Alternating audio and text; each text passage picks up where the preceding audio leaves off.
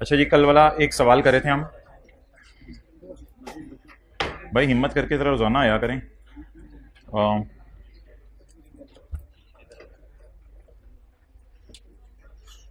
आज की दूसरी क्लास बड़ी इंपॉर्टेंट है, पास पेपर का क्वेश्चन 1 करना है, तो आज हिम्मत करके ज़रा आ जाइएगा। अच्छा,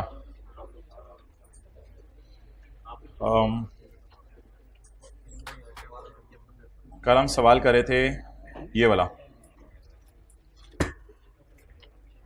कस्टमर ने हमसे मांगा है 18 मिलियन, हमने उसे कह दिया तुम्हें 5 मिलियन दे देंगे, और बाकी लॉयर का ख्याल है कि 6 मिलियन भी देना पड़ेगा। 5 जमा 6, तो इसको पेपर में हम साथ साथ ही ऐसे 18 में से 11 की हम प्रोविजन बना लेंगे, और 7 की ये कॉन्टिंजेंट लायबिलिटी बन जाएगी, और ये प्रोविजन बन जाएगी।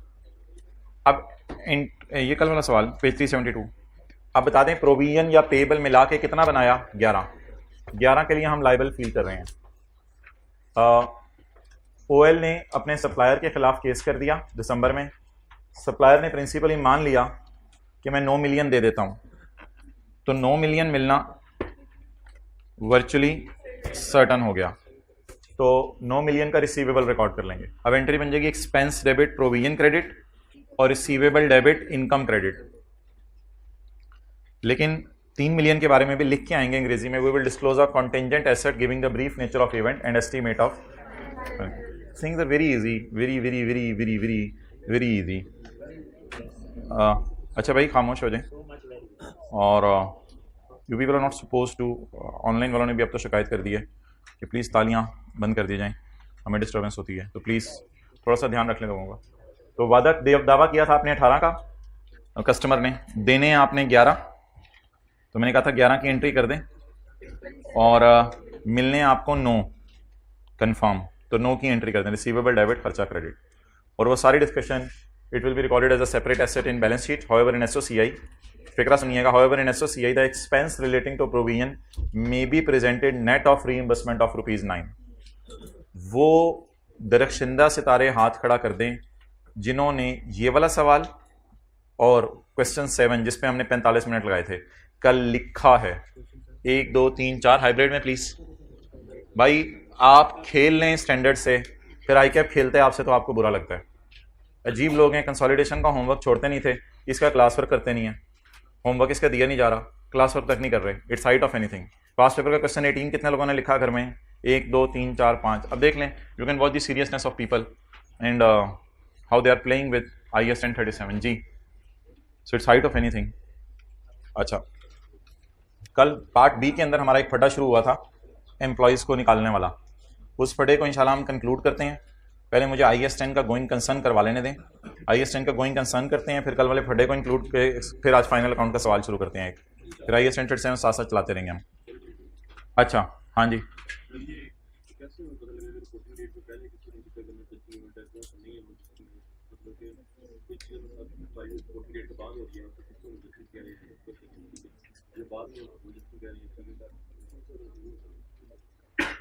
भाई देखें, ये तो सवाल पूछने का मेरे ख्याल से तरीका नहीं होना चाहिए कि हमें कैसे पता चलेगा कौन सा एडजस्टिंग है कौन सा नॉन एडजस्टिंग है।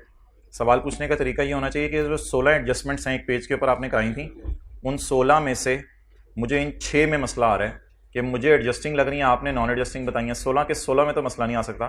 तो सवाल पूछने का ये तरीका होगा कि कल आप क्लास से पहले आओ, बताओ कि ये 16 एडजस्टमेंट्स हैं, मुझे ये लाइन पढ़ के लग रहा है कि ये एडजस्टिंग है, आपने क्यों नॉन एडजस्टिंग बताई है। तो सवाल पूछने का ये तरीका होगा ना, वरना तो वो फिर पूरा स्टैंडर्ड रिवाइज कर लें। और मेरे ख्याल से मैं आप लोगों का टेस्ट ले लेता हूँ ताकि मुझे अंदाज़ा हो जाए कि 90% बच्चों को समझ आ रही है या नहीं आ रही। तो मैं एक मिसाल देता हूँ कि फैक्ट्री में आग लगी इस दिन। भाई आप क्लास से निकल जाओ, वाइट शर्ट उठो, आप जो बोल रहे हो। फैक्ट्री में आग लगी इस दिन और बैठ जाएं, और कोर्ट ने हमारे डेटर को बैंक करप्ट डिक्लेयर कर दिया इस दिन। तो इसका मतलब है हमारे साल के एंड पे it relates to circumstances that existed at balance sheet date. कितने लोगों को ये बात समझ आ गई हुई थी? बस ये था। और फैक्ट्री में आग लगी इस दिन और कस्टमर को बैंक करप्ट डिक्लेयर किया गया इस दिन। It relates to circumstances that arose after the balance sheet date. लेकिन एक सिनेरियो साइलेंट वाला था हम डेटर से पैसे लेने गए, इस दिन डेटर ने पैसे देने से इनकार कर दिया, तो इसका मतलब है कोई ना कोई मसला साल के एंड पे था। वर्कर इंजर हुआ इस दिन, पैसे मांगने आया इस दिन, तो it relates to events that existed at balance sheet date. Things are very simple. हमारे साल में कोई ना कोई मसला अगर हो चुका था, इसका मतलब है आप इसको एडजस्टिंग बनाएंगे। लेकिन कुछ स्पेसिफिक बातें भी की थी, जैसे अगर हमने सब्सिडरी के लोन की गारंटी दे दी है इस दिन और सब्सिडरी की फैक्ट्री को आग लगी इस दिन, तो ये स्पेसिफिक सिनेरियो था। इसका ट्रीटमेंट मैंने कहा था मैं खुद बताऊंगा। ये इवेंट जो है वो आपने क्या लेना है, जल्दी बता दें। अल्हम्दुलिल्लाह 90% बच्चे सही बोल रहे हैं, नॉन एडजस्टिंग। क्यों? क्योंकि लोन की जिम्मेदारी लेने से लाइबिलिटी नहीं बनती, बल्कि लोन पे डिफॉल्ट हो जाए तो जिम्मेदारी बनती है। इसलिए ये एक स्पेसिफिक सर्कमस्टेंस बताया था। बाकी नॉन एडजस्टिंग इवेंट्स को डिस्क्लोज करना होता है अगर मटेरियल है, लेकिन अगर 13 के साल का फाइनल डिविडेंड 14 में अनाउंस किया तो फिर ऐसी सूरत के अंदर ये एक नॉन एडजस्टिंग इवेंट है, मस्ट डिस्क्लोज। इसका डिस्क्लोजर परसों के नोट्स में स्क्रीनशॉट अटैच भी किया था एनुअल रिपोर्ट 2019 से। और कुछ स्टैंडर्ड ने वाज़ेह एग्जांपल्स दी थी। स्टॉक आपने इस साल के बाद अगर तो सैलाब आया इस दिन और स्टॉक बेचा इस दिन, फिर तो एडजस्टिंग इवेंट। लेकिन अगर सैलाब आया इस दिन और स्टॉक बेचा इस दिन, तो नॉन एडजस्टिंग इवेंट। इस दिन हमारे डायरेक्टर्स ने ऑथोराइज किए हैं फाइनेंशियल स्टेटमेंट्स। और अगर इस दिन फिक्स्ड एसेट बेचा और प्राइस उसकी तय हुई इस दिन, ये भी स्टैंडर्ड की वाज़ेह गाइडेंस है, ये एडजस्टिंग इवेंट है। इस दिन फिक्स्ड एसेट खरीदा और प्राइस तय हुई इस दिन, ये भी एडजस्टिंग इवेंट है। साल के बाद प्लांट को आग लग गई, नॉन एडजस्टिंग। साल के बाद सब्सिडरी खरीद ली, नॉन एडजस्टिंग। साल के बाद शेयर इशू कर दिए, नॉन एडजस्टिंग इवेंट है। साल से पहले रीस्ट्रक्चरिंग अनाउंस कर दी, एडजस्टिंग। साल के बाद रीस्ट्रक्चरिंग अनाउंस कर दी, नॉन एडजस्टिंग। तो बड़ा वाज़ेह वाज़ेह ये मिसालें पड़ी थी। डेटर को बुक कर लिया है फॉरेन करेंसी में $200 पे, डॉलर बाद में प्राइस बढ़ गई डॉलर की, इट इज़ अल्हम्दुलिल्लाह। मुझे तो लग रहा है लोगों को पता है चीज़ें। तो ये नहीं सवाल होता कि ये मुझे चीज़ें समझ नहीं आ रही, सवाल ये होता है कि फ़लाँ पास पेपर की फ़लाँ एडजस्टमेंट के अंदर फ़लाँ चीज़ ऐसे लिखी हुई है, तो वो ज़रा मुझे बता दें उसमें क्या था। और यह एक और चीज़ भी आपको मैंने कहा था, वो जो 16 एडजस्टमेंट्स हैं उनको आप लोगों ने लिखना भी था। अब अगर आप नहीं लिख रहे तो अब मैं तो इसमें कुछ नहीं कर सकता। मैं क्या कर सकता हूँ? मैंने याद भी करने को कुछ एडजस्टमेंट्स कही थी। Sale of stock after balance sheet date normally relates to a loss which existed at balance sheet date. ये अल्फाज मुझे याद है।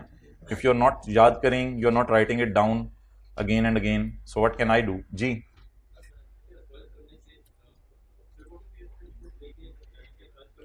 रिपोर्टिंग पीरियड के एंड से डायरेक्टर के ऑथोराइज करने तक, हाँ, अगर इस दिन कोई गलती पता चली हमारे साल की तो वो मैं सही कर नहीं सकता क्योंकि IAS 10 के स्कोप से बाहर है। पूरा IAS 10 ही रिवाइज करा लिया। अच्छा जी, अब आप हजरात तशरीफ ले आए गोइंग कंसर्न पे। दे दें भाई स्टैंडर्ड को टाइम, अब मैं और क्या कह सकता हूँ।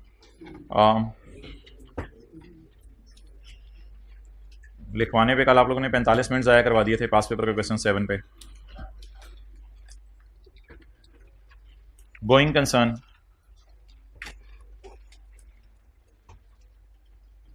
अच्छा जी,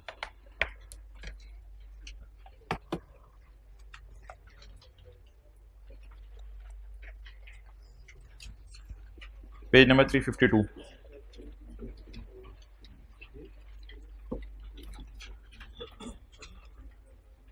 गोइंग कंसर्न में स्टैंडर्ड के वाज़ेह गाइडेंस अवेलेबल है, तो हम उसी को फॉलो करेंगे। पेज 352 डायरेक्टर्स ने ऑथराइज की और ये हमारा ईयर एंड है। तो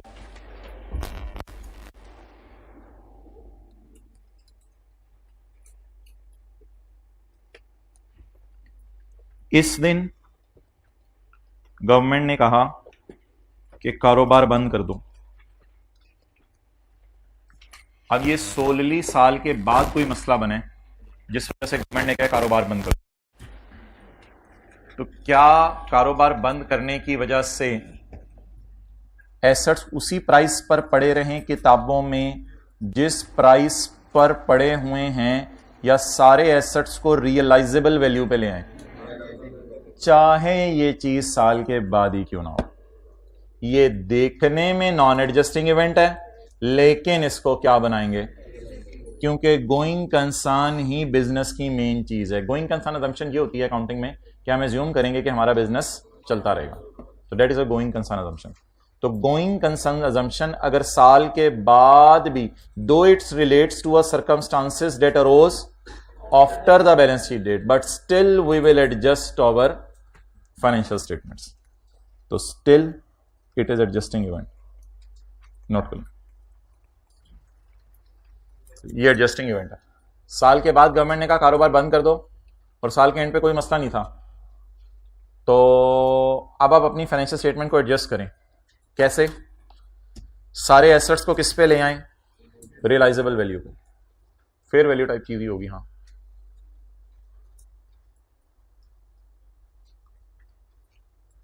तो ये वाहिद एक्सेप्शन है और इसको एडजस्ट करेंगे फाइनेंशियल स्टेटमेंट्स में।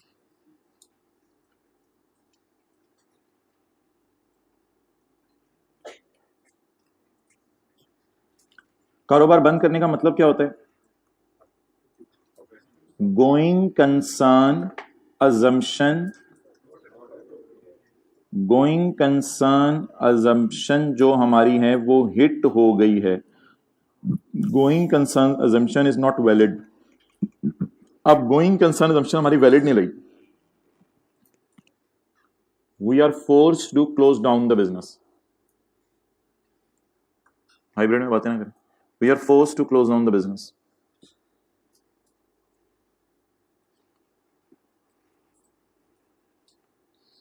अच्छा,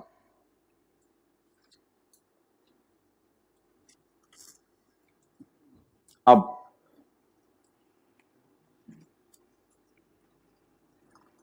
अगर गोइंग कंसर्न वैलिड होती तो हमारे एसेट्स किस पे आ रहे होने थे? कॉस्ट माइनस अकमुलेटेड डिप्रिसिएशन पे, बुक वैल्यूज पर, नीचे उसी सफे पे। अगर गोइंग कंसर्न अजम्पशन वैलिड होती तो एसेट्स किस पे आ रहे होते? बुक वैल्यू पे। अब वैलिड नहीं तो किस पे आ जाएंगे एसेट्स हमारे? Realisable value. मैं क्या ये वाली एडजस्टमेंट्स करूं? यस, ये वाली एडजस्टमेंट्स करूंगा मैं, ताकि एसेट्स किस पे आ जाएं। जैसे कंसोलिडेशन में नहीं करते थे, सारी चीजों को फेयर वैल्यू पे आते थे गुडविल निकालने के लिए, उसी टाइप की चीज समझ लें। तो मेरा बिजनेस बंद हो रहा है, तो साल के एंड पे कोई मसला नहीं था, लेकिन स्टिल मैं सारी चीजों को उठा के इन्वेंट्री 50 वाली 45 पे आ गई और बिल्डिंग 70 वाली 60 पे आ गई। लाइबिलिटीज को भी सेटलमेंट वैल्यू पे लाएंगे, यानी लाइबिलिटीज कितने पे सेटल करनी है। क्या हो जाए तो क्या करेंगे? अगर साल के बाद भी गोइंग कंसर्न अजम्पशन इनवैलिड हो जाए, जो सोली रिलेट करे उस वजह से जो साल के बाद अराइज हुई, स्टिल हम ये एडजस्टमेंट्स करेंगे। So it is called as an adjusting event. अगर गोइंग कंसर्न अजम्पशन वैलिड रहती तो बिल्डिंग इन्वेंट्री 70-50 पे आती रहती। अगर वैलिड नहीं है तो ये 60 और 45 पे आ जाएगी। अगर हमारे साल के बाद भी गवर्नमेंट ने कहा है कि अपना कारोबार बंद कर दो, तब भी हाँ, लॉसेस प्रॉफिट एंड लॉस में जाएंगे, लॉसेस P&L में चले जाएंगे और एसेट्स बैलेंस शीट में कम अमाउंट पे नजर आएंगे।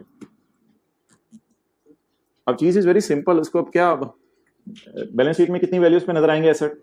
60 और 45 पर। P&L में ये लॉस बुक हो जाएगा जी। पिछले साल की परफॉर्मेंस है तो नहीं। हम सिगरेट बना रहे हैं, गवर्नमेंट ने कहा पाकिस्तान में सिगरेट बनाना बंद कर दें। हम पिस्तौल बना रहे हैं, गवर्नमेंट ने कहा पिस्तौल बनाना बंद कर दें। हाँ, पिस्तौल मार का दरवाजे के कुंडे बनाने हैं, वो बना लें। Page 351। An entity shall not prepare its financial statement on, आप गोइंग कंसर्न बेसिस पे अपनी फाइनेंशियल स्टेटमेंट्स नहीं बनाएंगे, नहीं बनाएंगे आप। Not on 70 and 50।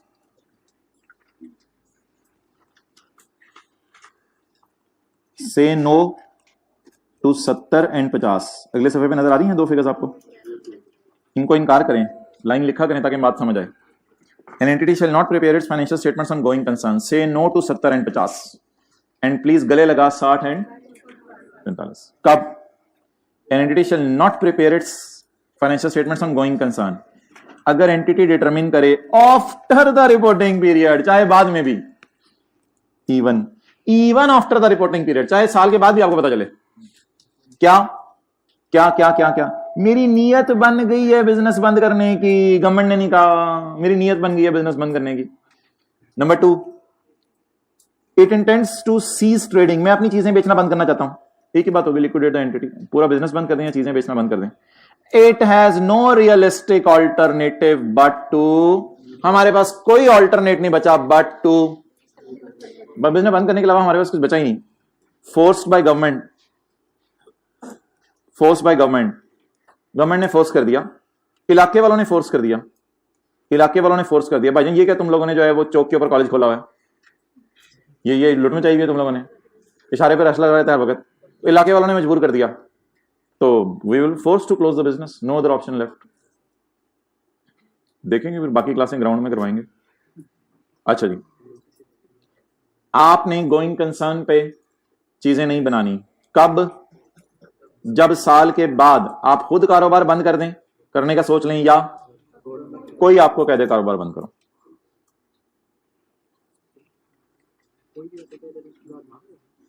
अगर हमने मान ली, वरना नहीं मानेंगे तो ठीक है। इंटेंशन है ना, बस इंटेंशन फॉर्म इंटेंशन है, तो कच्ची पक्की इंटेंशन तो नहीं है। कच्ची इंटेंशन है तो रहने दें, फिर गेन आगे तो गेन भी रिकॉर्ड कर लें, कोई मसला नहीं। नहीं रियलाइज सब P&L में डाल दें। अच्छा, डिटेरियोरेशन इन ऑपरेटिंग रिजल्ट्स, कई दफा होता है साल के बाद ऑपरेटिंग रिजल्ट्स डिटेरियोरेट कर जाते हैं आपके, एंड फाइनेंशियल पोजीशन, और आपकी फाइनेंशियल पोजीशन फारग हो जाती है, आफ्टर बैलेंस शीट होती है, may indicate a need to consider whether going concern assumption is still. साल के बाद कुछ ऐसा अगर आपके बिजनेस में हो जाए जिससे आप परेशान हो जाए, तो आप जरा जज कर लें आपने अपने आपको गोइंग कंसर्न असम्पशन वैलिड रखनी है या इनवैलिड रखनी है। अगर गोइंग कंसर्न वैलिड है तो ये वाली अकाउंटिंग, अगर गोइंग कंसर्न इनवैलिड है तो if going concern assumption is no longer appropriate, अगर going concern assumption appropriate नहीं रही, is no longer appropriate, the effect is so ज्यादा परवेसिव होता है, सारे अकाउंट्स पे छा जाता है। the effect is so ज्यादा, effect is so pervasive, audit वालों से बात कर रहा हूं, effect is so pervasive, पूरे अकाउंट्स पे छा जाता है, अकाउंट स्पेसिफिक नहीं, परवेसिव, एक एक अकाउंट पे जाके हिट करता है, सारे अकाउंट्स को रियलाइजेबल वैल्यू पे लाना पड़ेगा। the effect is so ज्यादा that this standard requires a fundamental change in basis of accounting, accounting की बेसिस ही बदल दें।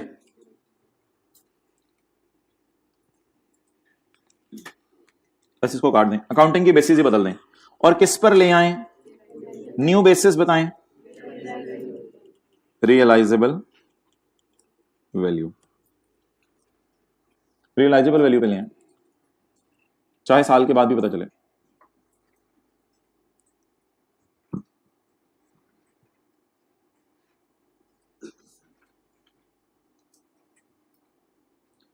साल के बाद चीजें डिटेरियोरेट करना, देखें साल के बाद चीजें डिटेरियोरेट करना एक किस चीज की इंडिकेशन है कि मैनेजमेंट सोच ले मैं गोइंग कंसर्न हूं या नहीं, और अगर गोइंग कंसर्न नहीं हूं तो फिर इफेक्ट इतना बड़ा है कि पूरे अकाउंट से हिला के रख दें। This standard require a fundamental change in basis of accounting, historical cost accounting खत्म कर दें, हिस्टोरिकल कॉस्ट अकाउंटिंग खत्म कर दें, और चीजों को किस पे ले आए?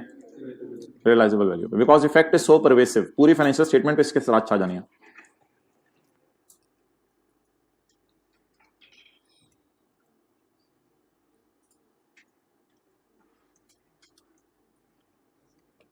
Now financial statements are adjusted, आप फाइनेंशियल स्टेटमेंट को एडजस्ट कर दें। Even if circumstances arose, the company will disclose the basis for preparing them. Basis कौन सी है आप, हिस्टोरिकल कॉस्ट या रियलाइजेबल वैल्यू, या ब्रेकअप वैल्यू से कह सकते हैं। For example breakup value basis में भी assets are shown on and liabilities are shown at, assets को रियलाइजेबल वैल्यू पे ले आए जितना देके जाएंगे, और लायबिलिटीज को सेटलमेंट वैल्यू पे ले आए जितनी लायबिलिटीज आपने पे करनी है।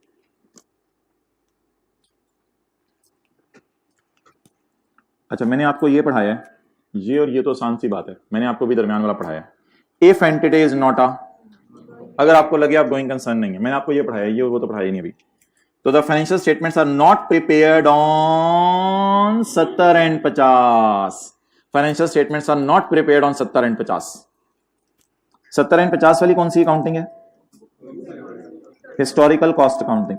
The financial statements are not prepared on 70 and 50। फिर क्या करें? Must include disclosure of fact that it is not a, आप डिस्क्लोज करें यूजर को कि हम गोइंग कंसर्न नहीं है, रीजन बताएं क्यों गोइंग कंसर्न नहीं है, गवर्नमेंट ने कह दिया ये हो गया वो हो गया, और बेसिस बताएं कौन सी यूज कर रहे हैं, वही liquidation, realisable value, realisable values. तो 3 डिस्क्लोजर क्या देने हैं? आप गोइंग कंसर्न नहीं है, पहले ये बताएं, रीजंस दे दें गोइंग कंसर्न क्यों नहीं है, और तीसरा फाइनेंशियल स्टेटमेंट जिस नई बेसिस पे प्रिपेयर किए हैं उनके बारे में बता दें।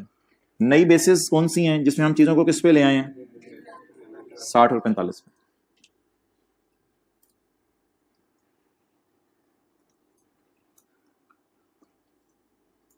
लेकिन अगर कोई किसी बिजनेसमैन का अच्छा बिजनेसमैन है, नेस्ले कंपनी आप जैसे देखें, अल्लाह का शुक्र है वो चल रही है, entity is a going concern, फिर तो कुछ भी नहीं करना।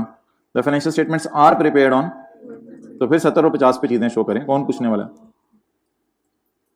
फिर तो 70-50 पे चीजें शो कर दें।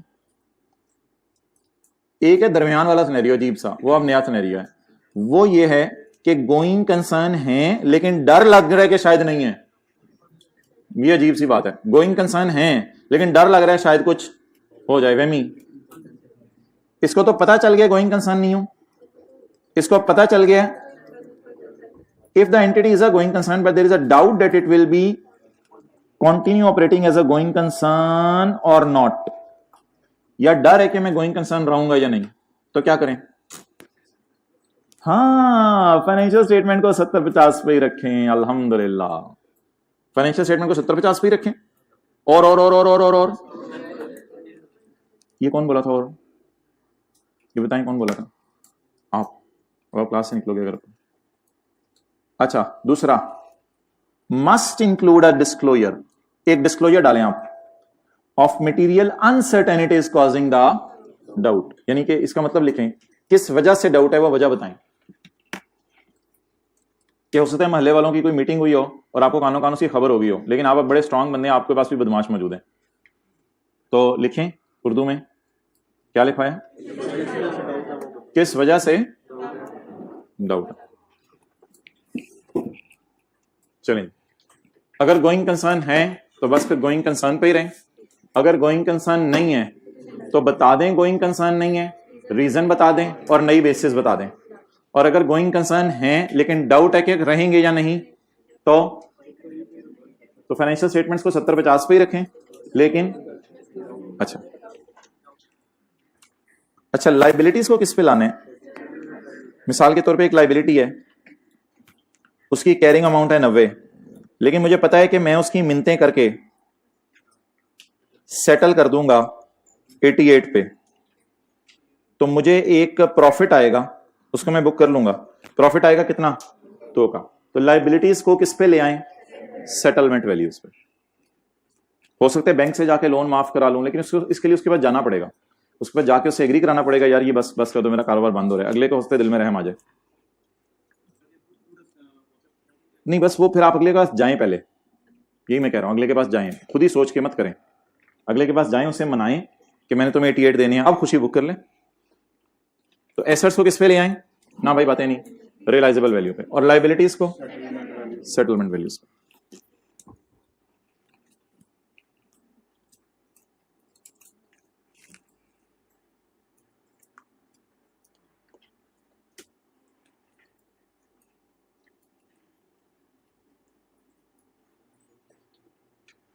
आखिरी चीज,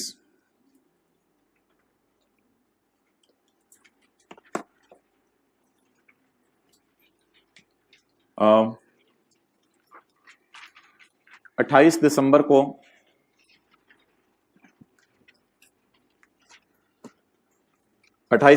फैक्ट्री में आग लगी। 31 दिसंबर को लॉयर ने कहा 20% चांस है कि आप केस हारेंगे, या 2% चांस है, 2% चांस है कि आप केस हारेंगे। और 4 जनवरी को उसने कहा कि 30% चांस है कि हम केस हार जाएंगे।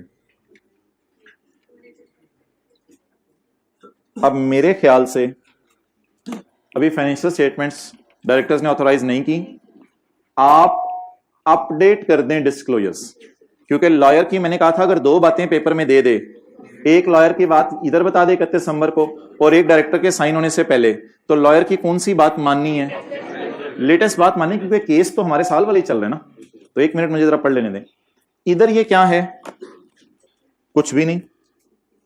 और इधर ये क्या बन गई? कॉन्टिंजेंट। पहले कुछ भी नहीं था और बाद में क्या बन गई? पॉसिबल। तो मेरे ख्याल से तो giving brief nature of event and estimate of financial effect दें, पहले पढ़ लें। If an entity receives information after the reporting period that a masla existed at end of, it shall update the relating to those conditions arc से related in the light of the old information या new information।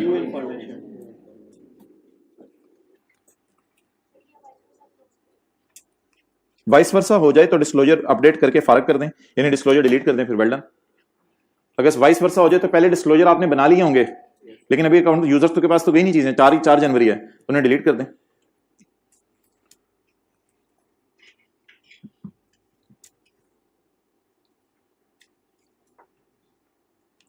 अगर एक entity information receive करे after balance sheet date about a मसला that existed at balance sheet date, it shall update the disclosures to those conditions.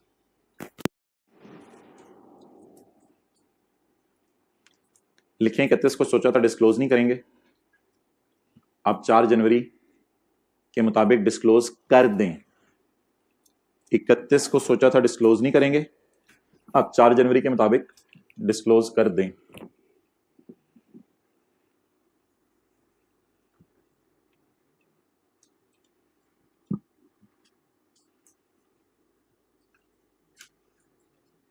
अच्छा,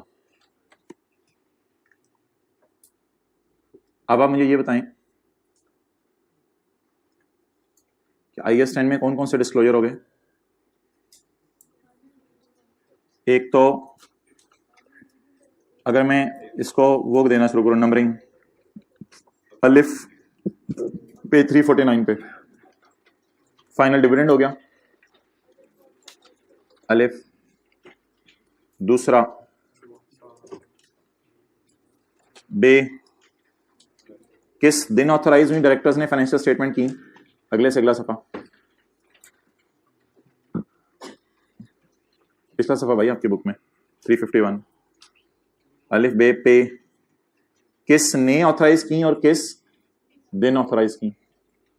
और एक अभी disclosure पढ़े, अलिफ बे पे ते, वो डिस्क्लोजर नहीं है, वो डिस्क्लोजर को अपडेट करना समझ लें, ते।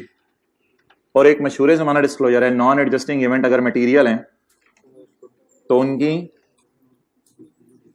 नेचर और एस्टिमेट ऑफ अलिफ बे पे ते पे।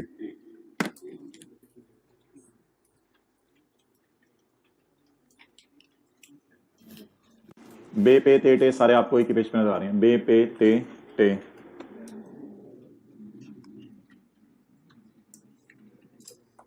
जबानी बताएं, एक तो dividend final, number 2 date of authorisation, number 3 person who authorised it, number 4 update कर दें इंफॉर्मेशन अगर कोई लेटेस्ट आ गई है, और नंबर 5 डन। ओके,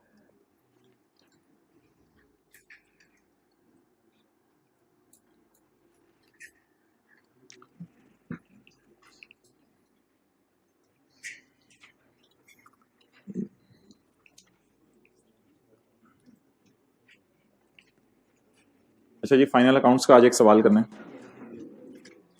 इसके लिए आपके पास नई बुक्स होनी चाहिए, क्योंकि बड़ी मेहनत से ये चैप्टर ना अपडेट कर दिया गया है फाइनल अकाउंट वाला, और इसमें सारे डिस्क्लोजर्स भी किसी हद तक अपडेट कर दिए गए हैं। अगर आप लोगों के पास पुरानी बुक है तो आप बहुत बड़े नुकसान में हैं। स्टैंडर्ड्स आप लाए हुए हैं, मुझे पता है, 1 बजे बताइएगा, मैं बताऊंगा उनका क्या करना है। पहले मैं ये चीजें फाइनेंशियल स्टेटमेंट खोल के दिखाता था, इस दफा सारे डिस्क्लोजर किताब में डाल दिए हैं। पेज 580।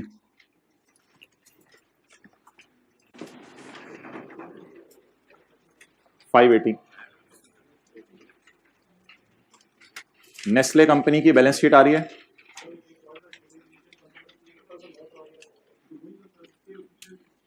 लॉस आने से तो गोइंग कंसर्न नहीं होते अनलेस कि आपकी नियत हो या कोई फोर्स कर रहा हो, वैसे ही एक इंडिकेशन होती है, लेकिन अगर आपका नहीं प्रोग्राम तो ना करें। अच्छा, नेस्ले कंपनी की बैलेंस शीट है एज एट 31 दिसंबर 2014। आज मैं बैलेंस शीट नहीं करवा रहा, स्टेटमेंट ऑफ कंप्रिहेंसिव इनकम। ये नोट नंबर देखें कौन सा आ रहा है, सेल का note number, cost of sale का 18, अदर इनकम का 19, डिस्ट्रीब्यूशन एंड मार्केटिंग एक्सपेंसेस का, admin expenses, other expenses, finance cost, taxation का, और ओसीआई में रिवैल्यूएशन सरप्लस आ रहा है और टीसीआई आ रहा है। डन। तो आज जो मैं सवाल कराने लगा हूं वो आसान सा सवाल है, उसमें मैं सेल, कॉस्ट ऑफ सेल और इन सारी चीजों को लाऊंगा। अच्छा,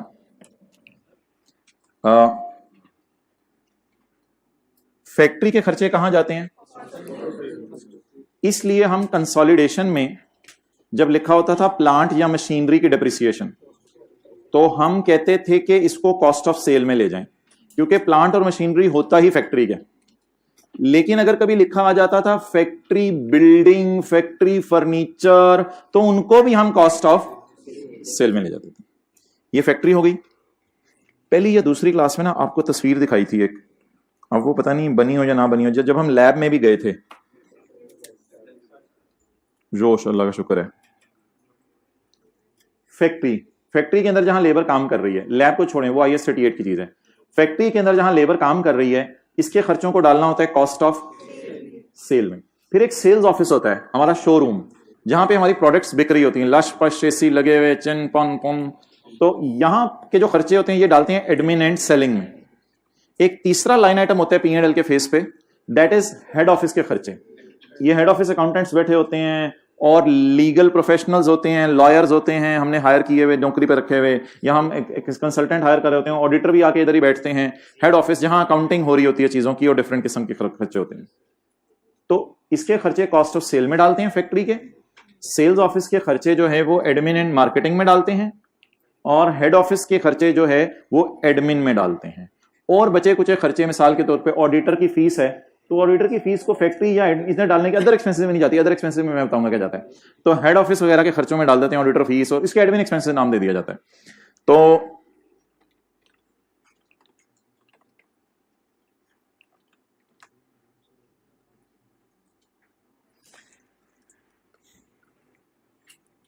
फैक्ट्री के खर्चे, और यहां किसके, और एडमिन एक्सपेंसेस में हेड ऑफिस और बाकी सारे खर्चे होते हैं। अदर एक्सपेंसेस में मैं आपको थोड़ी देर में अभी दिखाने लगा हूं। ये ना वन ऑफ टाइप खर्चे होते हैं जो हम कभी कभी करते हैं, कभी नहीं करते। डोनेशन, कभी कोई फिक्स एसेट बेचा लॉस आ गया, कभी कोई इम्पेयरमेंट आ गई, कभी कोई रिवैल्यूएशन लॉस आ गया, कभी कोई स्टॉक चोरी हो गया। अदर नहीं, सेंडरी एक्सपेंसेस एडमिन और इनमें डाल देते हैं जहां जहां। अदर एक्सपेंसेस में ये मोटी मोटी चीजें जो आमतौर पर नहीं होती, वो मैं अभी लिस्ट दिखाऊंगा आपको। और फाइनेंस कॉस्ट में interest on loan, interest on lease, और इसमें CT लगा रहा होता है, DT लगा रहा होता है, लेकिन फेस के ऊपर सिर्फ क्या नजर आ रहा होता है, टैक्सेशन। अब मैं नोट नंबर 17 पे जाना है। नोट नंबर फाइनल अकाउंट को भी जो लिफ्ट नहीं कराएगा उसके साथ IS 1037 जैसा ही होगा। वैसे साथ सर नोट नंबर 17 पे मैं जाने लगा हूं। नोट नंबर 17 पे, क्योंकि इससे जो पहले वाले नोट्स हैं वो मेरे share capital balance sheet type notes हैं। रास्ते में चलते हुए अल्लाह करे में फिक्स एसेट का नोट नजर आ जाए, ताकि वो देखा देखा लगे। फिक्स एसेट का note, land, plant, machinery, working तो नहीं है। अब हम नोट बनाया करेंगे प्रॉपर तरीके से। वर्किंग, हाँ शायद आप पहले इसको वर्किंग करते हो। लें जी, हमारा नोट नंबर 17 है। सेल, लोकल सेल भी होगी हमारी, एक्सपोर्ट सेल भी होगी, ग्रॉस सेल। सेल में से ट्रेड डिस्काउंट और सेल्स टैक्स क्या कर देंगे, माइनस। ये मैं आपको कल इसकी लॉजिक बतानी है, फिलहाल बस याद रख लें। सेल्स में से क्या माइनस कर देंगे, सर हमें तो टीचर ने कहा था सेल में से डिस्काउंट माइनस नहीं करना होता। नहीं, हम सेल इंशाल्लाह डिस्काउंट से पहले वाली लिया करेंगे, इसलिए हम उसमें से डिस्काउंट भी माइनस किया करेंगे और सेल्स भी सेल्स टैक्स डाल के लिया करेंगे, तो उसमें से सेल्स टैक्स भी माइनस करेंगे। ये दोनों चीजें कल इंशाल्लाह मैंने समझानी है आपको एंट्रीज के जरिए। तो फिलहाल बस सेल में से क्या माइनस करने, ट्रेड डिस्काउंट, और सेल में से sales tax. Cost of sale में रॉ मटेरियल फैक्ट्री में कंज्यूम हो रहा होगा। ये जो रॉ मटेरियल फैक्ट्री में कंज्यूम हो रहा होगा ये होगा ओपनिंग स्टॉक रॉ मटेरियल का plus purchases minus closing stock. ये मैंने माइनस नहीं डाला हुआ, ये ओपनिंग स्टॉक रॉ मटेरियल लिखा हुआ है।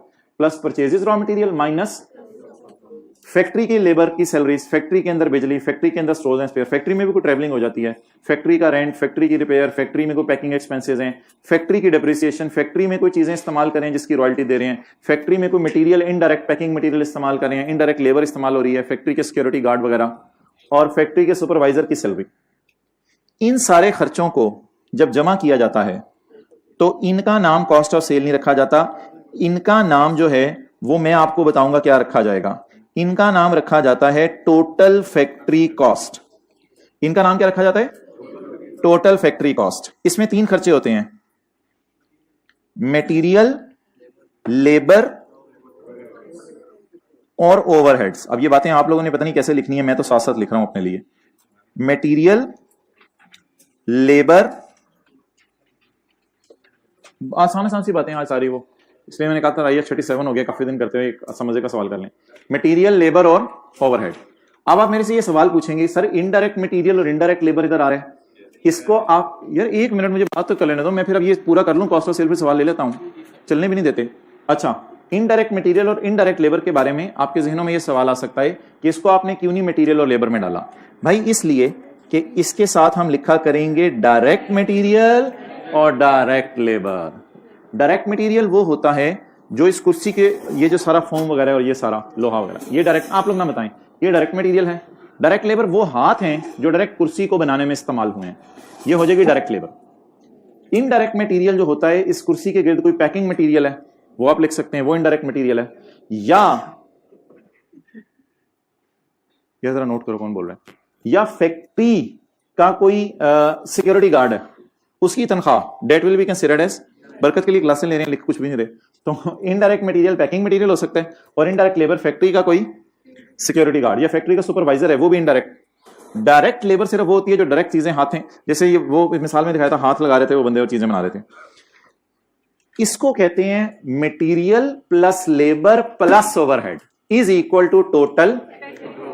इसके बाद हम देखते हैं पिछले साल नामुकम्मल चीजें कितनी थी, क्योंकि जो पिछले साल नामुकम्मल थी इस साल लेबर ने उस पर काम किया, लेकिन इस साल के एंड पे भी कुछ चीजें नामुकम्मल रह गई होंगी, तो पिछले साल की नामुकम्मल चीजों को जमा करते हैं और इस साल की नामुकम्मल चीजों को, सर हमें पता है ओपनिंग स्टॉक ऐड करते हैं, क्लोजिंग लेस करते हैं, बिल्कुल ठीक है, बिल्कुल ठीक है, कोई मसला नहीं। ये जो फिगर आती है ना, इसका नाम होता है कॉस्ट ऑफ गुड्स, बल्कि cost of finish goods manufacture.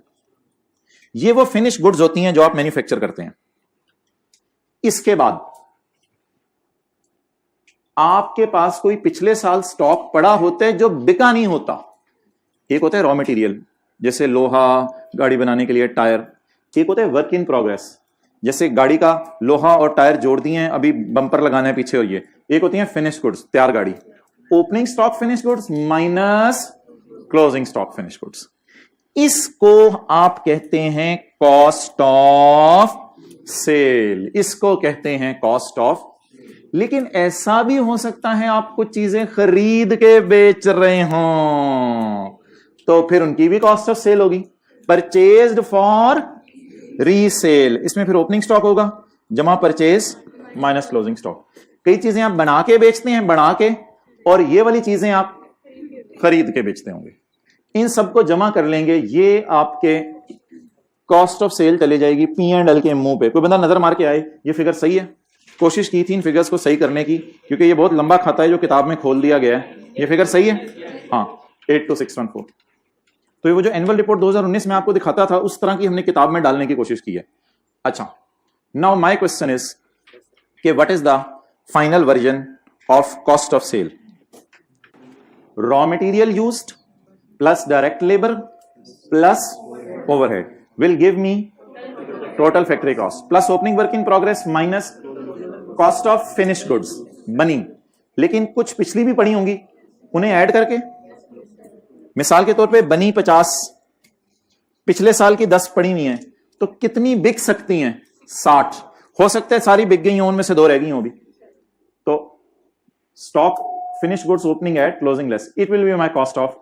लेकिन सवाल में कोई और भी पंगा हुआ कि चीजें खरीद के भी बेच रहे हैं बनाने के अलावा, ये तो बना के बेच रहे हैं, खरीद के बेच रहे हैं, उसकी भी कॉस्ट ऑफ सेल आ जाएगी। इसमें आप ये तीनों चीजें नीचे भी डाल सकते हैं, अलग अलग लिखे, ओपनिंग परचेज और वो। अच्छा, minus closing stock, opening stock plus purchase minus, ये तो डैश चला हुआ है। ओके, नेक्स्ट इज, अब माइनस है क्या है, उन चक्रों में ना पड़ो, वो सवाल भी हम करेंगे, इंशाल्लाह क्लियर हो जाएगा। यार ये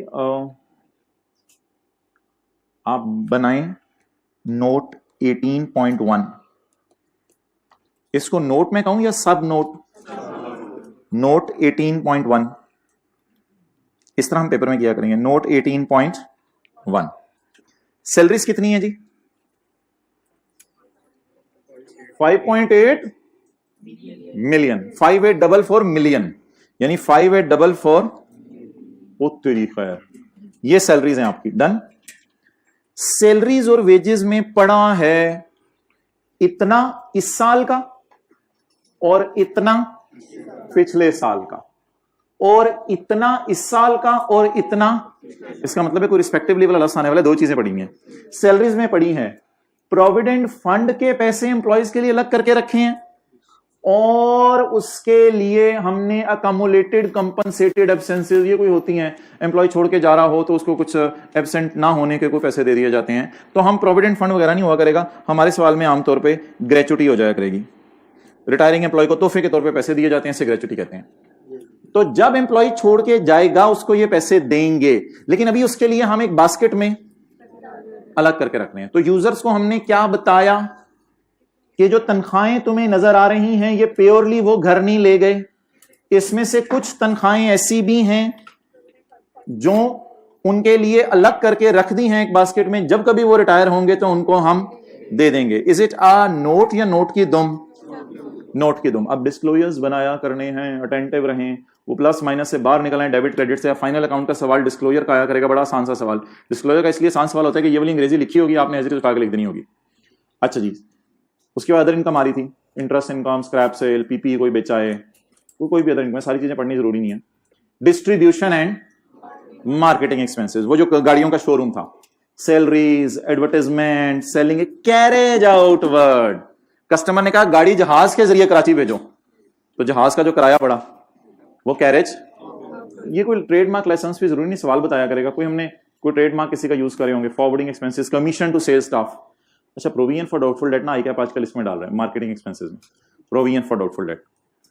जो बैड एक्सपेंस वाली फिगर नहीं होती थी IAS 12 में, वो depreciation on showroom, warranty expense भी इधर डाला जा रहा है, और अदर कोई एक्सपेंस, अदर एक्सपेंसेस होंगे कोई इनके, अदर एक्सपेंसेस होंगे कोई इनके छोटे मोटे। सैलरीज वेजेस इंक्लूड 3 इतने मिलियन एंड इतने million respect of provident fund and फला फला फला। ये नोट की नोट, हाँ दोबारा, क्योंकि इस स्टाफ को भी तो आपने करना है, ये तो नहीं कि आपने सिर्फ फैक्ट्री के स्टाफ को ही प्रोटोकॉल देना है, इस स्टाफ का बेचारे का क्या कसूर है। ये अभी मैं नहीं पढ़ा रहा आपको, ये इंशाल्लाह हम डिस्क्लोजर में देखेंगे, हम किसी को रॉयल्टी वगैरह दिया करेंगे इंशाल्लाह, ये हम देखेंगे। अच्छा जी, next admin expenses, salaries, wages, staff training, insurance, travelling, rent, rate, electricity, postage, telephone, printing, repair, professional services पे आज डिस्कशन करनी है मैंने। प्रोफेशनल सर्विसेज, ये बता दें ये वाली नोट की दुम क्या होगी। एडमिन स्टाफ के लिए भी कुछ रिटायरमेंट के वक्त हम क्या देंगे उनको, प्रोविडेंट फंड वगैरह और चीजें देंगे। डन। अच्छा, now what is professional fees, total इसका कितना है? ये 1.78, ये नजर आ रहा है 1.78, ये कितना आ गया? प्रोफेशनल सर्विसेज क्या जी? ऑडिटर ने सर्विसेज दी हैं, ऑडिट करके दिया है, ऑडिटर के लिए पैसे रखे हैं हमने 1 मिलियन, उसने हाफ ईयर के अकाउंट्स भी हमारे रिव्यू करके दिए थे, उसकी फीस उसको दी है। टैक्सेशन एक्सपेंस नहीं कह रहा, किसी बंदे से मैंने टैक्स अपना कैलकुलेट करवाया तो उसको मैंने उसकी फीस दी है। और आउट ऑफ पॉकेट एक्सपेंसेस होते हैं, ऑडिटर को चाय पानी के पैसे देना, लिख लें, ऑडिटर को चाय पानी के और ट्रैवलिंग के पैसे देना, इसे कहते हैं आउट ऑफ पॉकेट एक्सपेंसेस। ये पूरी फाइनेंशियल स्टेटमेंट्स फोटोकॉपी करा लें, खुदा ना खास्ता अगर कोई बजेद है कि मैंने पुरानी बुक ही रखनी है। आउट ऑफ पॉकेट एक्सपेंसेस, तो ऑडिटर के चाय पानी के पैसे हैं ये, जो ऑडिटर को दिए जाते हैं। अदर एक्सपेंसेस, जो खर्चे तीनों जगह नहीं गए वो मैं खुद बताऊंगा कौन से जहां जाने हैं। Worker profit participation fund, worker को प्रॉफिट में पार्टिसिपेट करा दिया, वर्कर की वेलफेयर के लिए कोई पैसे रख लिए, एबनॉर्मल लॉस आ गया, इंपेयरमेंट लॉस आ गया, एक्सचेंज लॉस आ गया। डोनेशंस पे बड़ी बात होनी है हमारी, कोई 50 मिनट लग जाने हैं डोनेशंस पे। और loss on sale of PP. Done. आसान आसान बातें चल रही हैं, कंफर्टेबल, ओके। डोनेशंस का ये इंशाल्लाह हम डिस्क्लोजर बनाया करेंगे। Finance cost, interest on loan, bank charges, interest on debentures, finance charges on lease, taxation, current tax, deferred tax, reconciliation मैंने नहीं बनाई भी, रिकॉन्सिलेशन आपको बनानी आती है, पीबीटी वगैरह और वो सारा मैंने फॉर्मेट में शो कर दिया। डन। सो नोट नंबर 24 पे मैंने ब्रेक लगा दिया, नोट नंबर 24, और मैंने शुरू कहां से किया था? नोट नंबर 17 से। तो the story is like this, note number 17 से चलाऊं मैं, और नोट नंबर 24 पे क्या लगा दिया? ब्रेक लगा दिया। चलें जी, अब एक फारग सा सवाल है, कोशिश करते हैं 20-25 मिनट में हम उसको कर लें। चैप्टर के एंड पे नहीं, शुरू में ही है सवाल वो, हाँ, इसी से थोड़े से सफ़े आगे आ जाएं।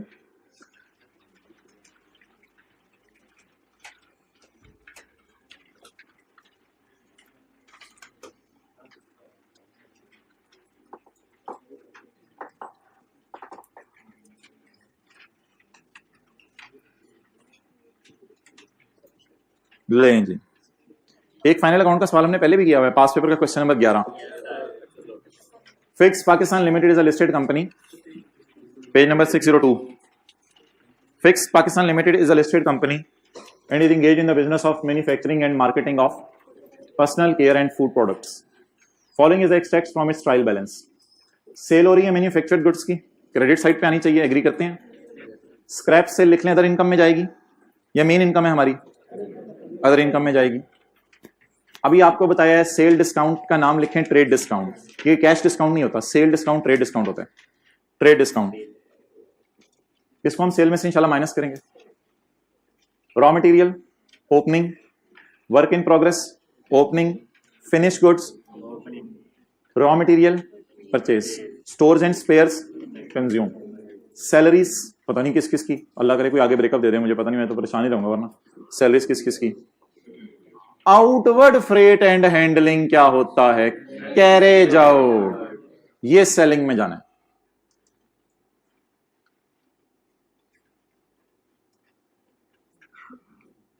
लीगल एंड प्रोफेशनल चार्जेस, ये लिखें ऑडिटर फीस वगैरह और लॉयर फीस वगैरह। प्रोफेशनल सर्विस में तो जाना है, मेन हेड अभी मुझे बताएं कौन सा है? एडमिन। भाई सेलिंग का खर्चा तो नहीं है, सेल डिपार्टमेंट का खर्चा तो नहीं है ऑडिट करवाना, तो ऑडिटर और लॉयर वगैरह की फीस ये कहां चली जाएगी? Legal and professional charges. और ऑडिटर रेम्युनरेशन अल्लाह का शुक्र अलग आ रही है, तो फिर लीगल एंड प्रोफेशनल में किसी और प्रोफेशनल से सर्विसेज ली होंगी, मात्र ऑडिटर रेम्युनरेशन अलग आ रही है। डोनेशन, ये ना एडमिन का खर्चा है, ना सेलिंग का खर्चा है, ना कॉस्ट ऑफ सेल, ये आपने अपने ऊपर वैसे ही एक बर्डन डाला हुआ है ऑर्गेनाइजेशन के शेयर होल्डर से इजाजत लेके। डोनेशन वैसे आपको देनी नहीं चाहिए, डोनेशन देना हर बंदे की अपनी मर्जी है, कंपनी के ऊपर आपने, बहरहाल कंपनी पे लोड डाला हुआ आपने डोनेशन का। अदर एक्सपेंसेस, जिसने डोनेशन देनी है वो अपनी मर्जी से दे, कंपनी क्यों दे रही है? Interest on short term loan, finance cost, exchange loss, अभी मैंने आपको बताया था कहां जाना है, ये नॉर्मल खर्चा नहीं है, कभी कभी आता है। अदर एक्सपेंसेस, ये क्लोजिंग स्टॉक है, रॉ मटेरियल का, वर्क इन प्रोग्रेस का और फिनिश गुड्स का। सैलरीज को किस में तकसीम करना है? कॉस्ट ऑफ सेल में, डिस्ट्रीब्यूशन में और एडमिन में। सैलरीज को कितनी चीजों में तकसीम कर देना है? 3 चीजों में तकसीम कर देना। अब ये क्यों नहीं लगाते आप जो मैं इस तरह करता हूं? ये 3 लगाओ, जरा शौक से क्लास लिया करें। अच्छा, एक बच्चा मिला मुझे बुध को। अच्छा, salaries, wages and benefits include provident fund के पैसे भी amounting to 54 million. Salaries, wages and benefits में प्रोविडेंट फंड के पैसे पड़े हैं।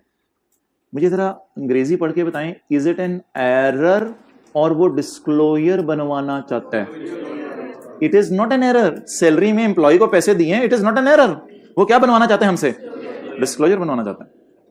मुझे तो लग रहा है 54 भी तोड़ना पड़ेगा तीनों में। तो ये एम्प्लॉयज के किसके लिए पैसे रखे हैं? अच्छा, वैसे सैलरीज हैं कितनी आपकी? सैलरीज 2, 3, इसमें से 54 मिलियन किस लिए हमको दिए हैं? तो इसको तोड़ना पड़ेगा, इंशाल्लाह भी तोड़ेंगे। Auditor remuneration include, auditor remuneration कितनी है? नहीं 71 कुछ हो रहा है, वो लॉयर फीस वगैरह। Auditor remuneration 13 include 4 and 1, 13 include.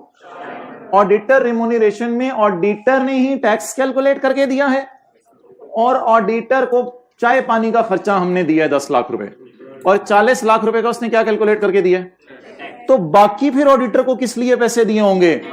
Audit करने के लिए, जो मेन काम करना है उसने। तो 4 और 1 बता दिया, टोटल कितने? 13। तो 13 - 4 - 1 किस लिए दिए होंगे? ऑडिट करने के लिए। डोनेशन में 5 मिलियन की डोनेशन है जो हमने डेट्स कैंसर फाउंडेशन को दी है। हमारी कंपनी का एक डायरेक्टर जिसका नाम अभी अम्मी अब्बू ने मूंगफली रखा था, ये ट्रस्टी है उस डीसीएफ में। ये यूजर को बताना जरूरी है। यूजर्स को बताएं कि हमारी कंपनी का एक डायरेक्टर ने नॉन प्रॉफिट इदारा बनाया हुआ है और तुम लोगों के पैसे यहां से निकाल के लेके जाके नॉन प्रॉफिट इदारे में झोंक रहे हैं। हालांकि होना यह चाहिए कि डायरेक्टर पैसे घर लेके चला जाए, डिविडेंड की फॉर्म में जब उसे मिले उसमें से उसने डोनेशन देनी है तो दे, लेकिन ये लोगों के पैसे को डोनेट कर रहा है। हाँ, डिस्क्लोज करके बता दें, फिर हो सकता है मीटिंग में शेयर होल्डर्स के आइंदा ऐसी हरकत ना करना। तो ये डिस्क्लोजर यूजर को बताना जरूरी होगा। तो prepare the statement of comprehensive income along with the relevant notes showing required disclosures as per Companies Act। चलें जी, क्या करेक्टिंग एंट्री अभी तक कोई मुझे आई नहीं। करेक्टिंग एंट्री आ सकती है लेकिन मुझे तो कोई नहीं नजर आई। सैलरी में प्रोविडेंट फंड के पैसे पड़े हैं, हाँ ठीक है, ये तो मैं कह रहा हूं आसान सवाल है ये फाइनल अकाउंट के। फाइनल अकाउंट इसलिए आसान है कि जो हुआ है वो उसने करके बता दिया, बस हमने शो करना है। It is not a rectifying entry का सवाल, इट इज प्रेजेंटेशन का सवाल। इसलिए मैंने प्रेजेंटेशन सारी आपको दिखा दी है पहले, क्योंकि उस रास्ते से हम गुजर के आ गए हैं जिस रास्ते पे मैं आपको भी चलाने लगा हूं। उस रास्ते से हम गुजर के आए हैं अभी, सेल कॉस्ट, उस रास्ते पे चलाना है आपको। और ऑडिटर रेम्यूनरेशन में ऑडिटर के टैक्स के पैसे देना पड़ा होना चाहिए, ऑडिटर को आउट ऑफ पॉकेट एक्सपेंस पड़ा होना चाहिए। डोनेशन में डोनेशन पड़ी हुई है, पड़ी रहने दे, पड़ी रहने दे। अच्छा,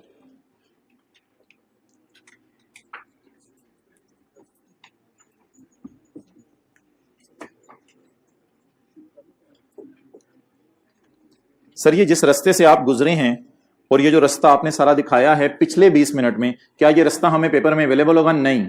बार बार रास्तों से गुजरेंगे तो याद हो जाएंगी चीजें। और मेरे ख्याल से अभी मैं खड़े खड़े आपसे पूछूं कि कॉस्ट ऑफ सेल में क्या था, एडमिन में क्या था, सेलिंग में क्या था, तो आप कहेंगे कॉस्ट ऑफ सेल में फिनिश गुड्स और ये टफ टास्क। चलें जी, ये पहले हमारा फॉर्मेट होगा, उसके बाद हम नोट्स बनाना शुरू करेंगे। दूसरा पार्ट बनाने नहीं बनाना, अभी बनाते हैं। अच्छा, ये वाला पहले फॉर्मेट बना लेते हैं। चलें जी, शुरू करें। अब कुछ भी नहीं, सिर्फ इंफॉर्मेशन यहां पोस्ट करनी है। कंपनी का नाम fix Pakistan limited. Statement of comprehensive income for the year ended 31/12। Marker को देखो बैग में है, अच्छा ये पड़े में। फॉर ईयर एंडेड जी, sale less cost of sales. भाई साथ साथ लिखें। हाँ जी, क्या मसला है आपको? एड अदर इनकम,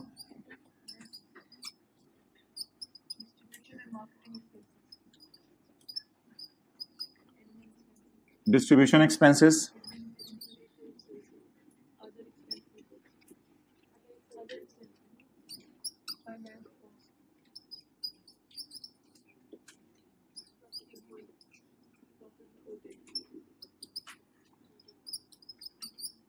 अच्छा हमारे सवाल में आज टैक्स नहीं है तो मैं जरा थोड़ा सी जगह सेव कर रहा हूं। प्रॉफिट बिफोर टैक्स से डालें, share of profit from associate, consolidation नहीं हो रही, पीबीटी से ऊपर कुछ नहीं डालना। ऐड अदर कॉम्प्रिहेंसिव इनकम और टीसीआई आ जाएगा। इसमें भी रिवैल्यूएशन सरप्लस हमारे सवाल में वैसे कोई नहीं है, सिर्फ फॉर्मेट के लिए मैंने बना दिया।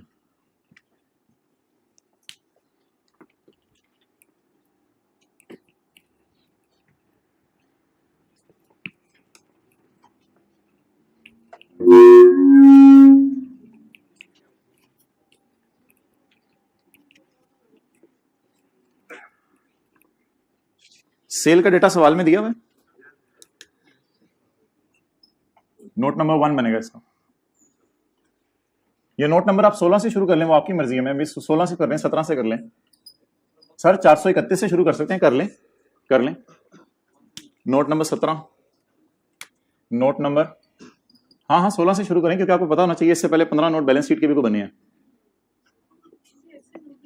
हाँ जी ऐसे हाँ वैसे भी दे सकते हैं जैसे उन्होंने दिए हुए थे। उसमें तरीका ये है कि यहाँ NOTE लिख दें और नीचे 16, 17, 18, 19, ये भी एक्सेप्टेबल है, दोनों तरह सही है।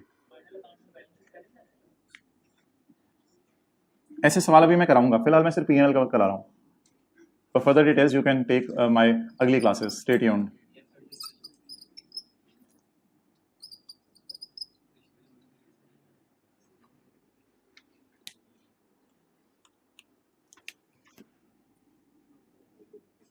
अब आप मुझे बताएं कि जो जगह छोड़नी है वो आपने अल्हम्दुलिल्लाह सवाल पढ़ लिया है, तो मेरे से ये ना पूछिएगा हमें कैसे पता चलेगा कितनी जगह छोड़नी है। जितनी आपको जगह समझ आ रही हो उससे 4 लाइनें आप ज्यादा छोड़ दीजिएगा, क्या फर्क पड़ता है। सेल के लिए मुझे बताएं 1-2 चीजें ही अवेलेबल हैं, तो सेल के लिए मैं 2-3 लाइनें छोड़ा, इंशाल्लाह सवाल में कुछ और आया करेगा तो ज्यादा लाइनें भी छोड़ देंगे। नोट नंबर 16 सेल्स, सेल के लिए मैं 2-4 लाइनें छोड़ा। अच्छा जी, कॉस्ट ऑफ सेल्स, ओए होए होए होए, इसने तो जान ले लेनी है आपकी। क्या ले लेनी है? जान ले लेनी है आपकी। कॉस्ट ऑफ सेल्स,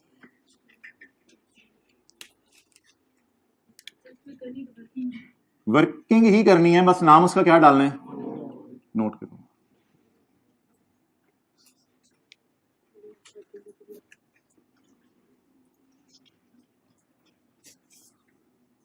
अच्छा जी, इसके लिए आप जो है वो 15 लाइनें बेशक छोड़ दें। अगला note other income,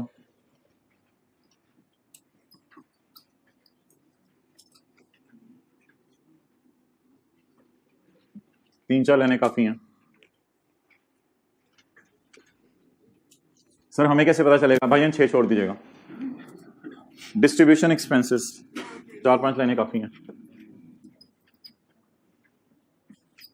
distribution expenses 5 भी नहीं बल्कि 7-8 में छोड़ देता हूं, क्योंकि वो एक नोट की दुम भी बनानी है प्रोविडेंट फंड वाली, तो 7-8 छोड़ देते हैं। एडमन एक्सपेंसेस, कौन से? एडमन, इसमें फिर वो एक प्रोविडेंट फंड वाली भी दुम मानी है और ऑडिटर रिम्यूनरेशन वाली भी दुम मानी है। तो सर हमें कैसे पता चलेगा? अभी शेयर करा के आया हूँ सर, हमें याद कैसे रहेगा? साथ साथ शेयर करते रहेंगे और एक जगह पे लिस्ट बनी होगी डिस्क्लोजर्स कौन से हैं, वहां से भी याद हो जाएगा। सर हमें कैसे पता चलेगा? चलते तो रहो, अभी पहली क्लास है। अच्छा जी, एडमिन एक्सपेंसेस आप लाइनें छोड़ दें को 13-14 लाइनें छोड़ दें। आगे other expenses, note number 21 other expenses, और इसके बाद फाइनेंसी कॉस्टी अदर एक्सपेंस। हाँ मुझे पता था 7-8 लाइनें छोड़नी है, ठीक है, पूछना बनता है तेरा।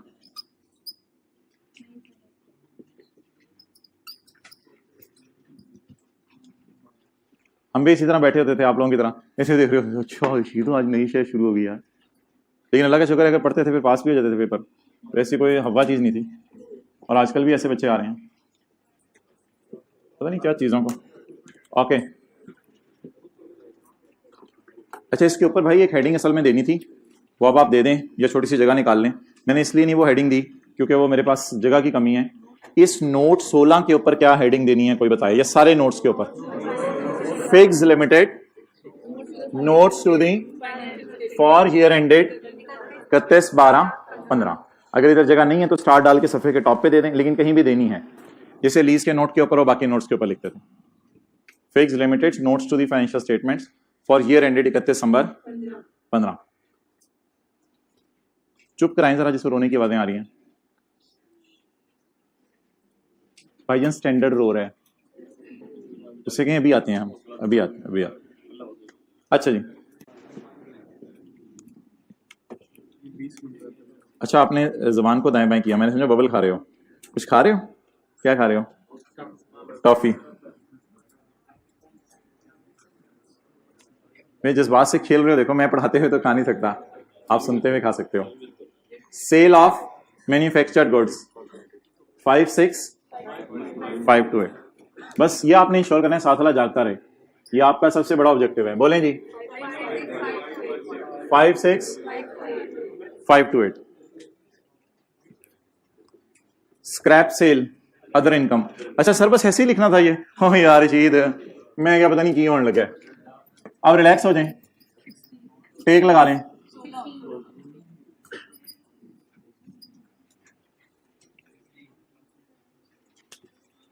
भाईजान लिखोगे नाल नाल और इंसर्ट सेल डिस्काउंट का मतलब है ट्रेड डिस्काउंट।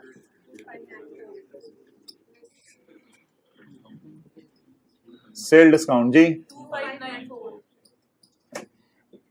अच्छा, जो ट्रायल में चीजें आ रही होती है ना, इसकी अकाउंटेंट एंट्रीज कर चुका होता है, हमने सिर्फ इसको एक दफा पोस्ट करना होता है, डबल एंट्री नहीं करनी होती इसकी।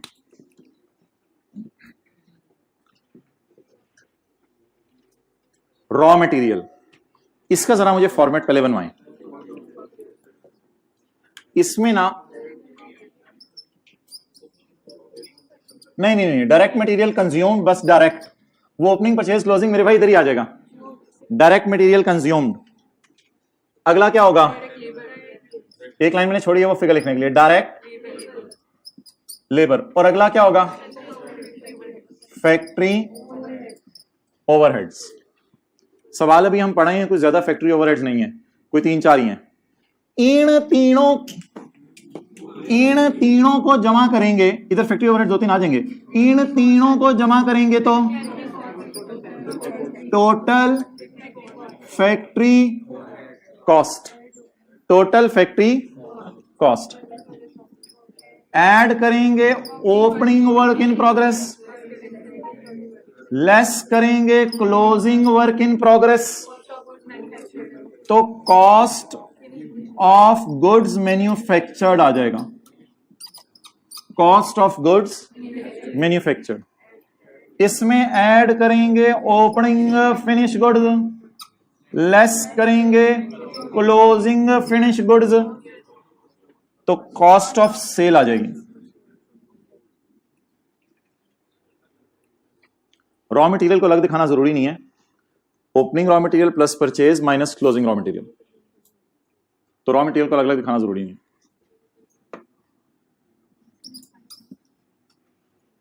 तो ये डायरेक्ट मटेरियल हो गया, ये डायरेक्ट लेबर होगी, ये फैक्ट्री ओवरहेड हो गया। Direct material plus direct labour plus factory overhead is equal two plus opening work in progress minus is equal two plus opening finish goods minus closing finish. Okay, opening stock raw material नहीं, अच्छा हाँ 17 नहीं, अभी वो नहीं, purchase क्या मतलब? तो सवाल में घूमते ही रहेंगे, जब जो दिल चाहेगा वो उठाएंगे, या तरतीब से सवाल क्यों उठाएंगे? तरतीब से उठाएं। Opening work in progress 73,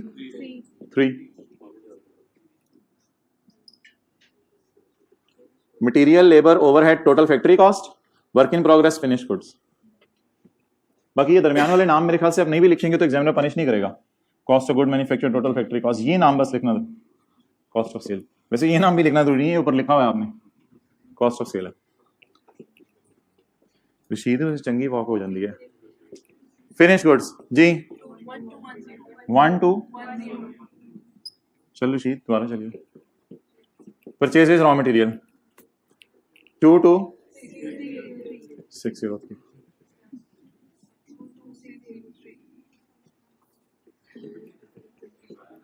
store and spare consume ना फैक्ट्री में डाल दिया करें, अगर और कुछ ना लिखा हो। स्टोर्स एंड स्पेयर कंज्यूम ये फैक्ट्री के खर्चों में डाल दिया करें।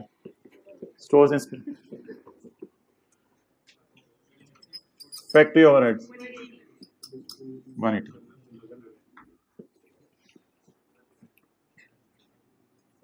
ओह 2 3 6 7 में से नीचे वाली लाइन ना पड़े, 2 3 में से 50, 2 3 6 7 में से डायरेक्ट लेबर में ही डालें, क्योंकि इनडायरेक्ट लेबर तो सवाल ने बताई नहीं। तो सैलरीज हैं, इसको स्लैश सैलरीज भी लिख सकते हैं आप, कोई मसला नहीं। उधर मैंने दिखाया था, उसने सैलरीज ही लिखा हुआ था। 2 3 इंटू 50,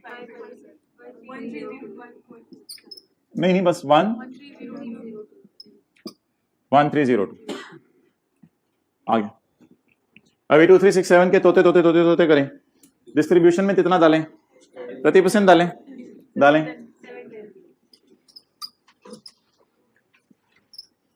इंटो जी 710। सर हमने भी साथ साथ करना है पेपर में इन जगहों पे? जी नहीं, वो साथ साथ वो अलग क्लासें होंगी। एडमिट में तो बताना जरूरी नहीं होता कि तुम आए हुए हो।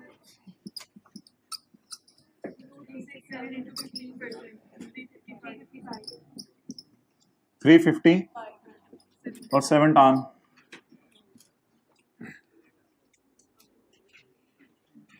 चलो शीत चलिए फिर। नहीं बच्चों को नोट करन दे। आजकल के बच्चे नाल नाल नोट नहीं करते। कोई नहीं, थोड़े जे मसले आजकल के बच्चे फोन पे कर लो। जरिया मैंने क्या कहा है? फोन पे कर लो। नहीं पता चला? सॉरी, अब तो कर लें प्लीज डू इट। समझते हो? छोटे छोटे से ना लो, समझ लो। हुण फिर इस तरह के ना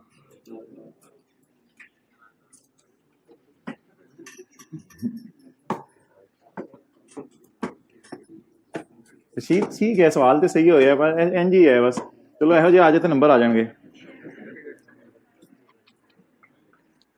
अच्छा जी, आउटवर्ड फ्रेट का मतलब लिखें carriage out. Carriage out is a selling expense. Sir ये हमें कैसे पता चलेगा? मैं बताता रहूंगा, आहिस्ता आहिस्ता पता चलता रहेगा। Outward freight legal and 17, legal and admin में डाल दें। सब नोट ऑडिटर रेम्यूनरेशन का बना देते हैं, कोई मसला नहीं। लीगल एंड प्रोफेशनल में उसने लीगल और प्रोफेशनल अलग अलग कोई बताई नहीं, तो ऑडिटर रेम्यूनरेशन का बस सब नोट बना देते हैं, कोई मसला नहीं। लीगल एंड प्रोफेशनल चार्जेस, इसका तो कोई ब्रेकअप है ही नहीं। ऑडिटर कोई मसला नहीं, 13 लिख लें यहां, कोई मसला नहीं। अभी देखते हैं फिर आगे क्या करना है, नीचे कुछ बताया हुआ है लेकिन अभी 13 लिख लें। ऑडिटर रेम्यूनरेशन कहां डालूं? सेलिंग में, एडमिन में? कितना? 13 लिख लें पूरा, कोई मसला नहीं। 13 में मुझे पता है कुछ मसला है, लेकिन वो मसला इस तरह का नहीं है कि 13 पे मुझे एतराज हो। यही तो छोटी छोटी चीजें आप सीखनी है, बस 13 को लिख लें। डोनेशन कहां डालनी है? इसको एडमिन, सेलिंग और फाइनेंस कहीं ना डालें, अदर एक्सपेंस। डोनेशन 34। नीचे इसमें भी कोई मसला है वो फिर देखेंगे। वो मसला इस तरह का नहीं है कि 34 पे एतराज हो में। Interest expense, financial charges 133। Exchange loss, impairment loss, fixed asset का लॉस, रिवैल्यूएशन लॉस, ये कोई वन ऑफ टाइप चीजें हैं, इनको अदर एक्सपेंसेस में डाल दें।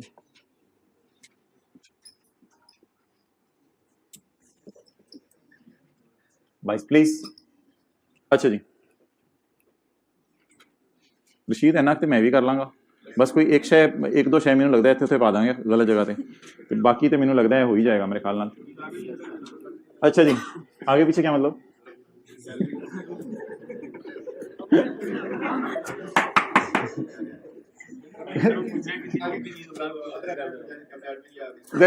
नंबर कटेंगे क्यों नहीं कटेंगे? तूने भाईजान ऑडिटर रेम्यूनरेशन, अब ओहो ये एडमिन क्यों लिख दिया था? किसी ने बताया भी नहीं, तो मैंने उनकी बताना था ना। ऑडिटर रेम्यूनरेशन, अच्छा तो गलत जगह पे। अगर भाईजान किसी पहुंची हुई सरकार ने मटेरियल को डाला अदर एक्सपेंसेस में, तो कुछ होगा तो नहीं होगा? क्यों नहीं होगा? लस्सी बनाते हुए आम डाल दिया, मसला है? मसला है। सालन बनाते हुए आम डाल दिया, मसला है। मिल्क शेक बनाते हुए आम डाल दिया, कोई मसला नहीं। चाय बनाते हुए मिर्ची डाल दी, तू अपनी मिसाल ले आया कर। Raw material time closing 21, work in progress closing, finish goods closing 1153।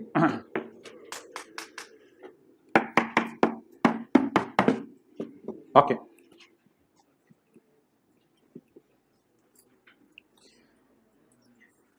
भाई अब मजा आएगा। अब नोट की 3 दुमें बनने लगी हैं, सब नोट्स बनने लगे हैं, अब मजा आएगा। माशाल्लाह आपके 4 पेपर जा रहे हैं ना? B determined. ओके, साउथ आपके भी be determined, meet after class. अच्छा सैलरीज वेजेस एंड बेनिफिट्स में प्रोविडेंट फंड पड़ा हुआ है 54 मिलियन का। भाई इसको भी मेरे ख्याल से पोर्शन कर लें, 54 जरा 55 54 उसमें इंक्लूडेड है, तो मैं निकाल नहीं रहा, मैं निकालूंगा नहीं, मैं 54 माइनस तो नहीं करने लगा, मैं माइनस नहीं करूंगा। 54 इस 2367 में पड़ा हुआ है, तो जो 54 है फिर ये थोड़ा थोड़ा करके सारी जगहों पे भी जाके पड़ा हुआ है, तो मैं निकाल नहीं रहा 54 को 2367 से, मुझे कोई एतराज नहीं है, लेकिन वैसे ही मैं जरा 54 को भी तोड़ रहा हूं। 54 को तोड़ें, हाँ जी, 30 16 8, हम बच्चों के साथ रह रहा हूं मैं आजकल। अच्छा, तो 30 16 और 8,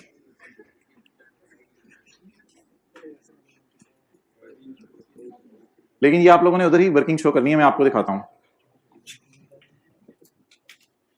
salaries include contribution to provident fund of ₹13 cost of sale. अब इसका तरीका क्या होगा, मैं आपके समझने के लिए ब्लू मार्कर पकड़ रहा हूं और जगह भी मैंने आपको छुड़ाई हुई है, यहां पे पता नहीं मैं लिख सकूं या ना लिख सकूं। Salaries note number 17.1, note number 17.1,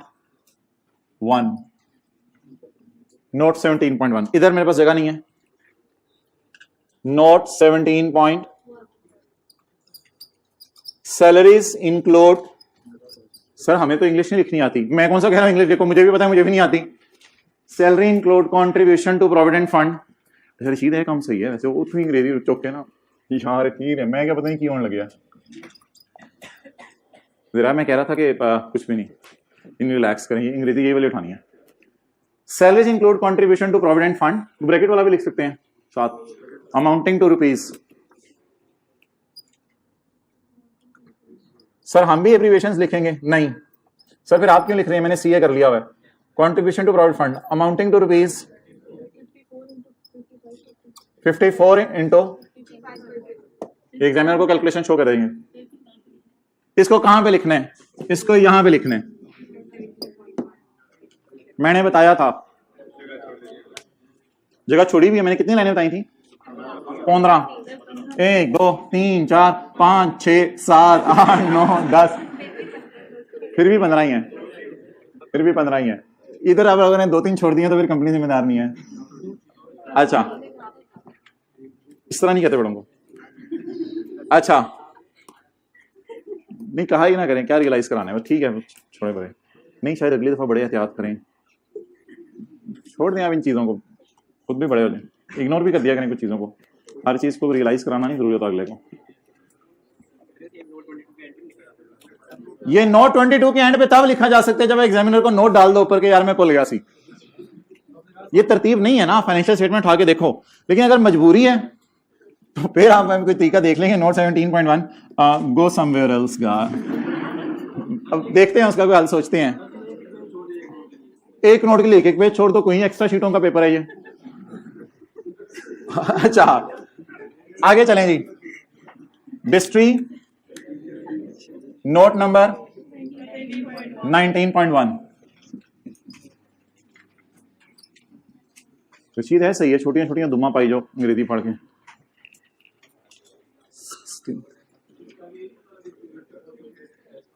नहीं इसके आगे ये नहीं बताना कॉस्ट ऑफ सेल है, क्योंकि 17.1 अपने अंदर ही कॉस्ट ऑफ सेल है।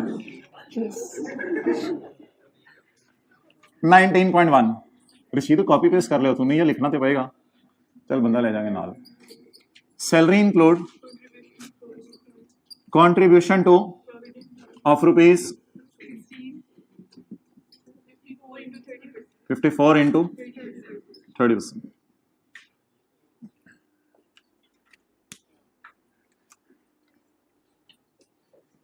यार थक गया नोट लिखे, चल 20.1 बना दे, कॉपी पेस्ट ही करें, मुफ्त ही नंबर आ रहे हैं यार, मैं क्या पता नहीं की हो रहा है। Try to be professional. Salaries include contribution to provident fund of rupees 8, 54 into 15%. For further details you can contact me. On number 0300 4 ओह सही वाला नंबर निकल लगा मुझे 455 0 आखिरी 3 नंबर छोड़ देते हैं। अच्छा, उम्रों के घोड़े दौड़ाने पड़ेंगे अब आखिरी 3 ढूंढने के लिए। कोई नहीं यार, वैसे ही ले लेना क्लास के बाद आके, हमने कौन सा रिप्लाई करना होता है।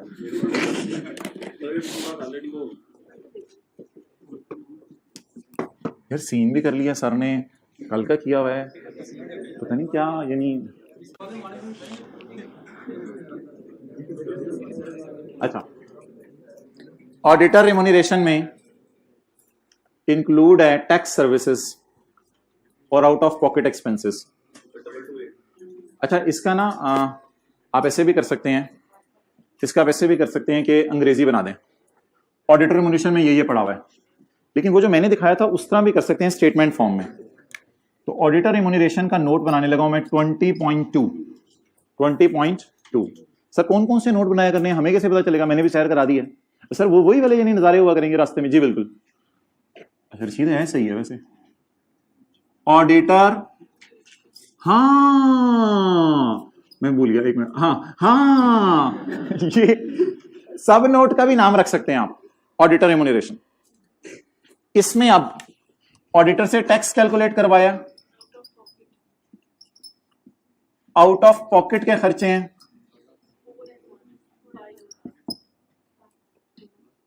बैलेंसिंग, सोचे बैलेंसिंग, शायद ऑडिट रिम्यूनरेशन हो, वो तो मेन ही चीज है ना, वो एडमिन में ही पड़ा हुआ है ना, तो मैं कौन सा एडमिन से निकाल रहा हूं।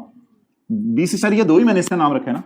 ऑडिटर रिम्यूनरेशन कितनी थी, उसमें क्या क्या था, टैक्स कैलकुलेट करवाया था और खर्च के लिए पैसे दिए थे, बाकी शायद ऑडिट की फीस हो जो मेन काम है। ऑडिटर को ऑडिट की फीस तो दे दें।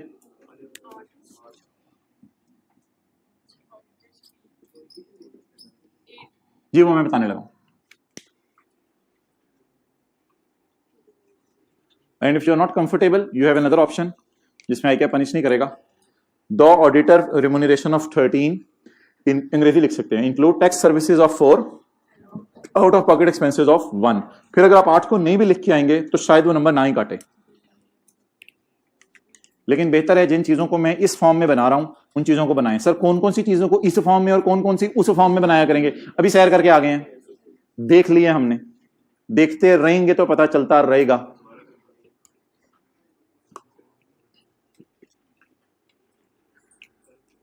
अम्मी बादाम खा रही थी, ओए बना ही नहीं पार्ट 2, बीच में याद करना था। अब्बू चलगोदा खा रहे थे, और पैदा कौन हुआ?